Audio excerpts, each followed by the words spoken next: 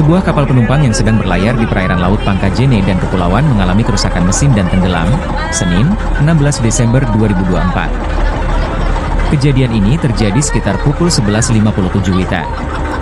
Dua orang penumpang kapal tersebut berhasil diselamatkan dalam kejadian yang membahayakan jiwa manusia ini. Sekretaris BPBD Pangkep, Arsyad Muhammad Arsyad mengatakan kedua korban yang diketahui bernama Muharrang, 60, dan Suliman, 31. Keduanya berangkat dari Baru menuju Galesong menggunakan transportasi darat untuk membeli kapal. Setelah mendapatkan kapal, keduanya memutuskan untuk kembali ke Baru dengan kapal baru tersebut. Namun, dalam perjalanan pulang, mesin kapal mati dan menyebabkan kapal tenggelam di wilayah perairan Pangkajene.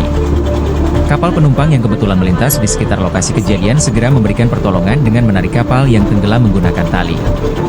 Namun, karena kondisi air yang surut, kapal penumpang hanya mampu mengantar kapal yang tenggelam sampai ke muara Sungai Pangkajene. BPBD Kabupaten Pangkep segera bergerak cepat dengan mengerahkan kapal nelayan warga setempat untuk menjemput kedua korban. Proses evakuasi berlangsung lancar dan kedua korban berhasil dibawa ke dermaga Toli-Toli, Kelurahan Tekolabua, Kecamatan Pangkajene pada pukul 14.28 WITA.